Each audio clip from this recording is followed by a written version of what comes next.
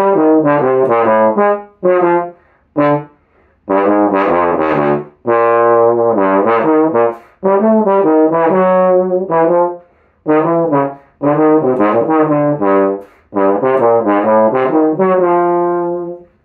give it right before the hard part, which I would probably mess up on camera. Anyway, hey, welcome back to YouTube, to my channel. Totally messed up the introduction.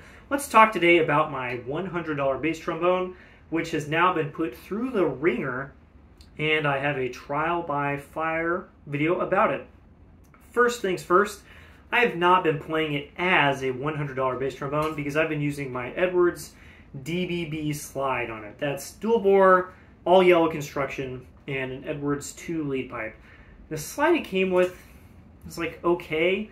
The action is like fine. I could live with it, honestly.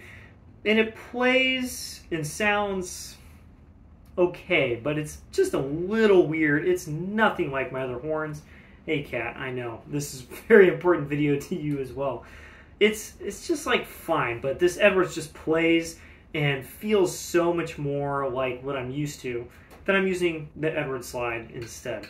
So, this isn't exactly a review of the EF Durand 7B copy, but more a review of the version that I happen to be playing. So here it is.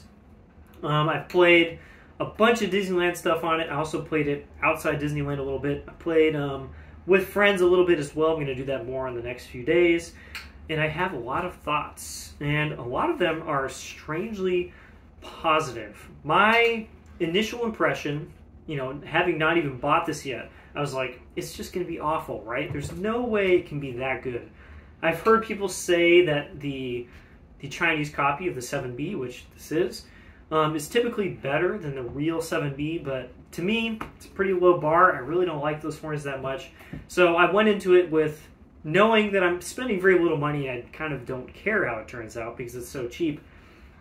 And it turns out it's actually not that bad.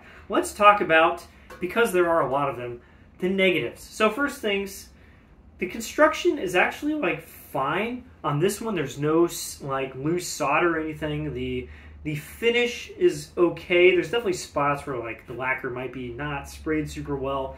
The valves have a little bit of noise, and like I can't really figure out what the noise is. It feels like the ball joints in the linkage are just like built loose. There's not a lot of, you know, the tolerances are very high, the clearances are very high, so it just kind of, there's no way for them to be silent. Second valve has been like a little sticky every once in a while. It'll just kind of like not want to work. I've cleaned it, I've oiled it, and right now it seems to be fine. The slides themselves, they all move, but they have that kind of like cheap feeling, like the inner slides were not lapped very well. They're just kind of left semi-raw, like not raw enough that you can't move them or that they don't fit, but enough that you notice like, that's not smooth. Even if it's clean with like nice slide grease on them, I don't think these would be nice smooth feeling. And the outer material is pretty thin. I'm not sure, that might be an aspect of the King that they copied, that the outer slides are very thin, but they're pretty thin. They don't have the little guys, I don't know, what are these gussets, ferrules, things on the ends that make them look thicker. What else was I going to say? Oh, so usually you hit a bell, and we'll do this to a nice horn, so you get the initial, what it should be. This is a very good bell, and it sounds like this. I'm not going to say that all bells should sound good when you hit them, because I've definitely played horns that don't, but this one sounds like this. It sounds very dull. Doesn't sound like what a bell should sound like. There's no real resonance there. It's got like a little bit of like a hum, but it gives you the feeling that the metal might be a weird thickness or a weird temper. Temper refers to how hard the metal is, and the thickness and temper of a bell basically decide almost everything about how it sounds. The very special New York Bach bells and stuff are like very thin and have this very specific temper throughout the bell that makes them sound the way that they do. And this has a timbre that you don't really find in professional instruments. It's like, maybe it's really, really soft, which means they worked on it very little, I think. I think that's what that means. In any case, that's not a sound I would expect to hear out of like a good instrument. The ergonomics are actually okay. I gotta say, there are very few bass trombones that I can play without a grip aid for more than like a few minutes. Like my horn that I had made for me, I can't play that without a grip aid. This one, I usually play with a strap, but I can play it without a grip aid kind of forever. It's actually totally possible. It's not that uncomfortable. I'm not sure what it is, but it is pretty lightweight, and it just kind of fits my hand. So, strangely, the ergonomics are okay. This stuff is obviously way, way, way better than the King ergonomics, which are pretty bad. This is like a Bach lever, obviously taken from like a 42BO copy, and this is just made up for this instrument, and actually, it's pretty good. The slide fits pretty well. It does tend to wander a little bit, you know, putting the horn up really quickly or whatever. At Disneyland, the bell section will start to flop over after a while, but it doesn't do it that fast. I've actually had horns that were supposed to fit together that did not fit together as well as this does. So, as to how it plays, it's a little strange. It's got kind of this tight feeling, like these slots are very defined. And not necessarily the worst possible way.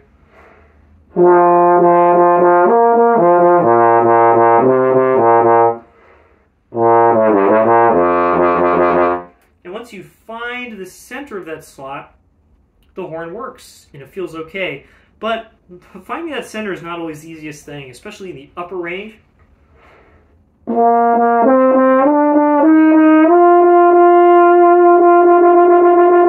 Right now that feels pretty good.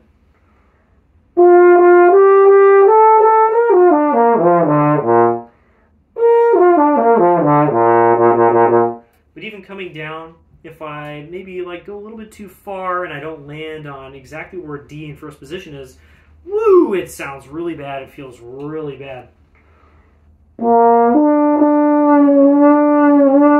The slots just feel very narrow. I don't think that's necessarily the worst thing on the planet. I'm just used to pretty wide slots. Playing dual bore, large bass trombones, I'm just used to a wider slot. And that slot does continue as you go down.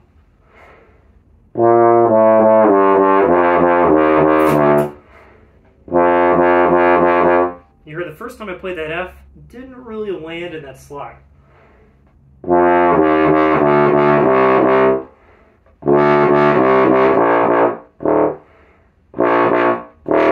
And because of those weirdly narrow slots, the pedals especially have a very different feeling.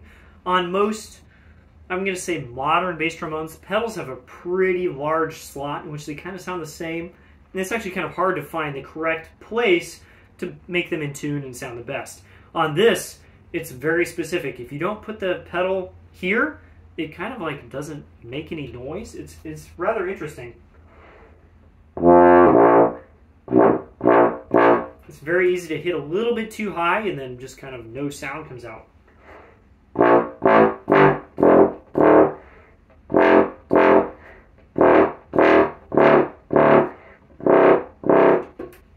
Once you figure that out and you kind of tailor your playing towards that, they come out and they actually sound pretty good.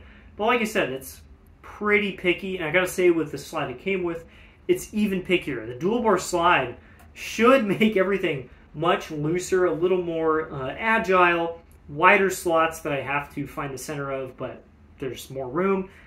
And with the dual bore, it's still that picky. So every once in a while, I'll try and play something and just miss by this much, and no sound comes out, or I have like a huge missed note, which usually not the case on other bass trombones that I've played.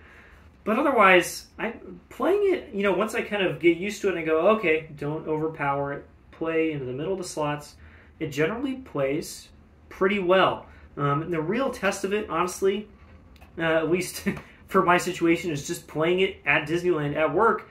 If a horn is difficult to play, my face gets shredded. It's as simple as that. There's kind of no way around it.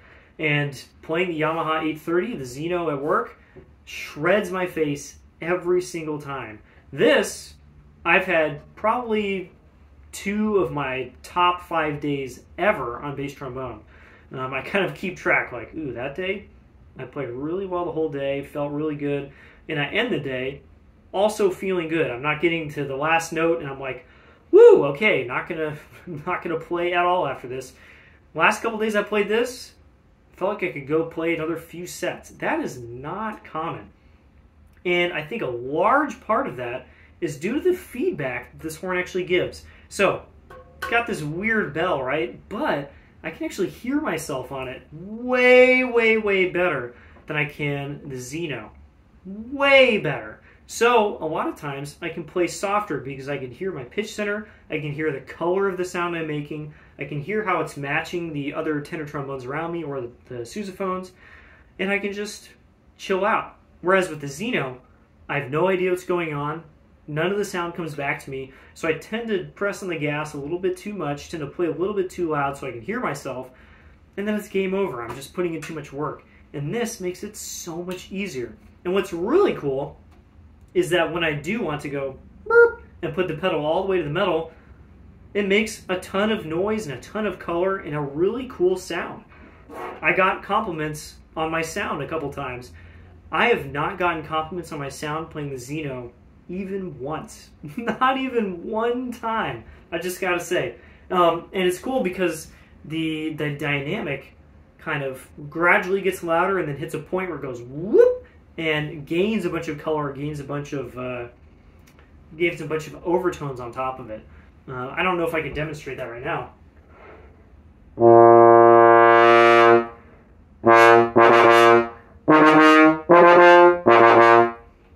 Yeah, that feels really good. I don't know if that comes across on camera, but if I just feed it just the right kind of air and the right kind of face, the sound kind of blooms. It gets a little bit larger, but gets a lot more zing to it, which is exactly what small tenors do when they play loud as well. So it's a great match for that kind of setting, or a big band setting or whatever. So what's something else? Sound and stuff, I kind of like it a lot. The valves are okay. They're pretty small rotors, definitely better than like Bach rotors, but they're not the most open things. And of course they have a lot of valve thwip.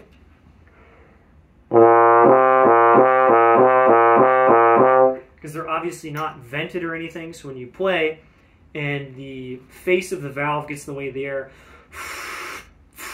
the face of the valve stops the air for a second, you get a lot of articulation with the valve. I don't like this about rotors. And these do a lot of it.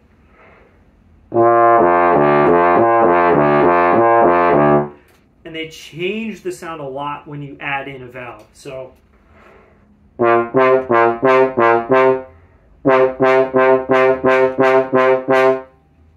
the C's feel and sound massively different with a valve and without a valve. And of course, if you play low, it's actually pretty easy to play like C's and B's on this. It's not stuffy. You really have to dial yourself into the instrument rather than playing something like the axials.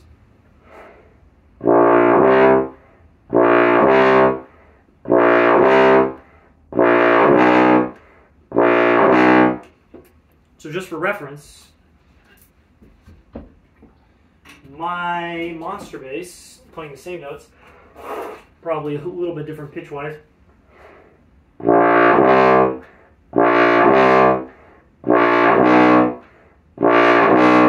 A much more similar sound across those two notes. If you recorded this and you didn't have perfect pitch, you might be like, well, is that a pedal? Yeah. You know, with me playing right now, it's pretty obvious. But on the other horn, it's very obvious. That's pedal B flat. Those are notes through the valves. That's not the worst thing on the planet. I don't need to have the most even sound all the time in that kind of setting, so it's not a huge deal. But it is something to consider. So, yeah, that's a quick trial by fire for the 7B. There's definitely some negatives about it. It's not the most perfect horn on the planet. And I'm not going to use it forever. Once I get the Bach CR project finished, I'm just going to play that because it's going to be better in pretty much every way. But until then, I have this $100 bell section that I can use with a slide that I'm very familiar with, and it just makes a good sound, and I actually get compliments. Very excited about this. That's all I got. See y'all next time.